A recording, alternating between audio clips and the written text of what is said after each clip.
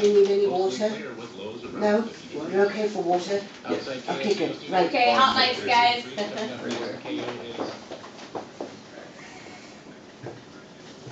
That is spectacular. You can play music. All right. Yeah, Dave, we're interviewing. We've got some Monte Vista baseball action in the mix this morning. Welcome to the studio, guys. I've got three different people from Monte Vista today. Coach, happy birthday. Well, thank you. Oh, I gotta turn your mic on. That's gonna be the type of day it is. Happy birthday to you. Thank you very much. Good to be here. Can you tell us a little bit about how you got involved in coaching baseball? Well, I played high school, college, and professional baseball. And when I got out in '91 from playing with A's, I started coaching at Cabrillo Junior College for Mitch Meyer. And just felt wanted to stay around the game. And one of the things that I just really enjoy is playing and coaching baseball.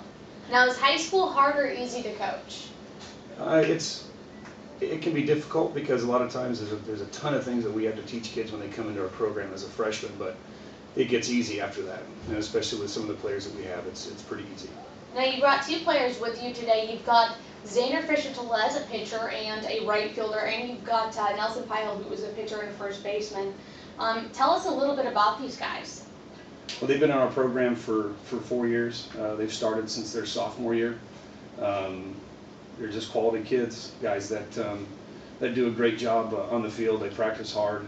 They do a good job in the classroom. We do some things in the community. They're really involved, but they're super kids. They're fun to be around, good to coach, great parents, and they work real hard. Now, Zander, as I understand it, you took to the sport as a baby. You were rolling baseballs around as a really, really young kid. Started playing when you were 6. How does Mustangs baseball compare to other programs you've played in? I like Mustang baseball the best because it's very fundamental and it's a very pro-like atmosphere. Now, what's your favorite position to play? I love to pitch. Now, tell us about your pitches. What do you have in your arsenal? I throw a 2-seam fastball, a 4-seam fastball. I throw a split changeup, and I throw a 12-6 breaking ball. And how fast are you pitching? I don't know, like 78, 79. Not too shabby. Now, what do you want to do after high school? I'd like to go into business, and I want to play baseball at the next level. You do, so you're going to play in college? Yeah. Any plans? Right now, Cabrillo. Excellent. Now, Nelson, how about you? How did you get involved in the sport? I also started as a child. I started playing when I was like 1 1/2, 2. Ever since I could walk, I had a baseball in my hand, had a glove on my other hand. So you started as a wee type. What do you have in your pitching arsenal? 4-seam fastball, changeup, and curveball, and also our pitching coach is trying to teach me kind of a slider right now.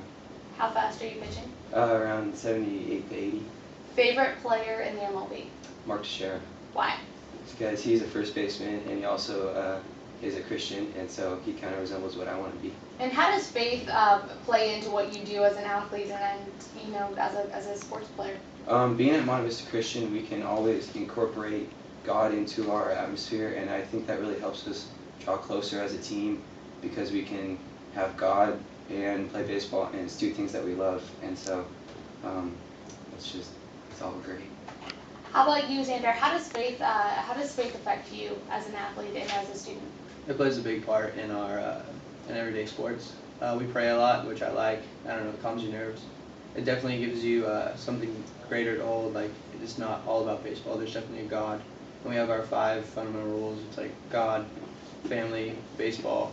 Or no, God, family, school, baseball, and your girlfriend. All right.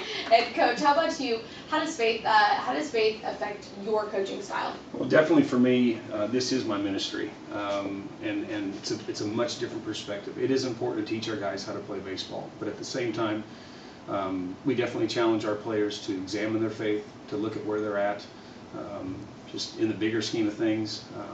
I have to be accountable to them and how I conduct myself, how I live my life, what my language is like. You know, our players, when they go through our program for 4 years, they've never heard a coach cuss at them, use the Lord's name in vain, and it's just an atmosphere where we're just trying to be real positive. That doesn't mean we don't get after them and don't coach them hard. We do, but it's really, really important. And you know, we start and end every practice with prayer, And after every game, whether we win or lose, we circle up and say the Lord's Prayer together. So it's one of those things that brings a great finality to the end of the game, whether you win or lose. It puts everything in perspective. And does it bring the team closer together than a team that you would say is without faith?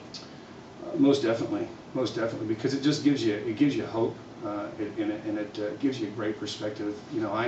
I'm very proud of our players, the way they play the game.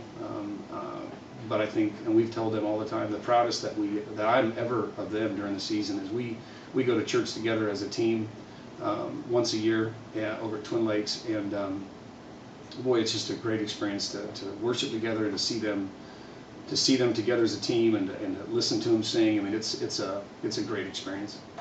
Zander, does he run a hard practice? Definitely. Run us through a typical practice.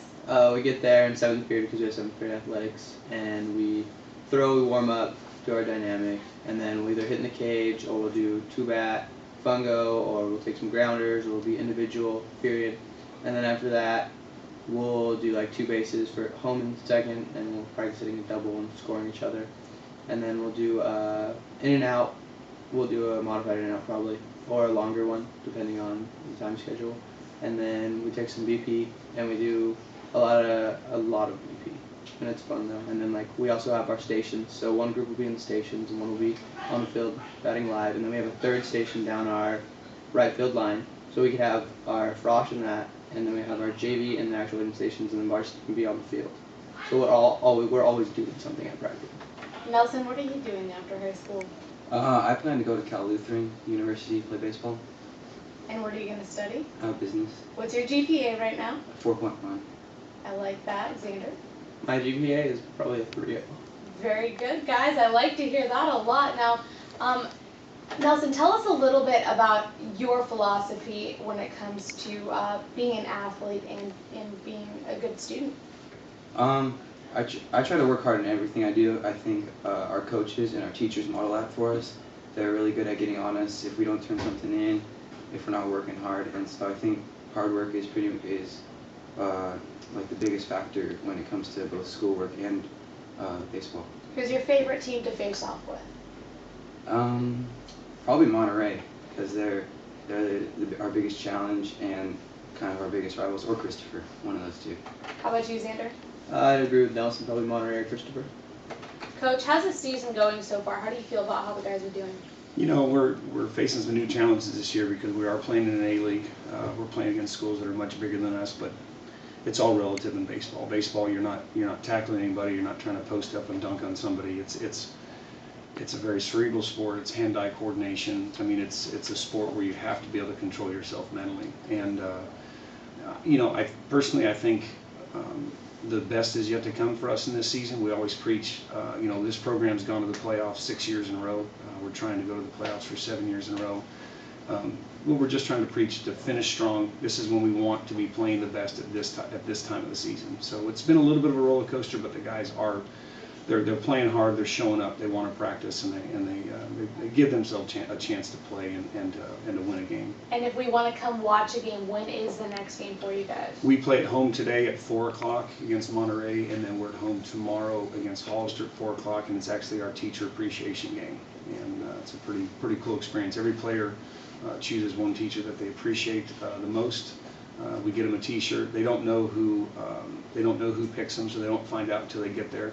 And I've had teachers that have, found me during the day and are crying because they feel really good about being appreciated and stuff. That's one thing that sometimes we take for granted is appreciating other people and give them a pat on the back and thank them for what they do and stuff like that. And so it's a big deal. And plus this year you get 15 extra fans because we got 15 players, and so it's a nice deal.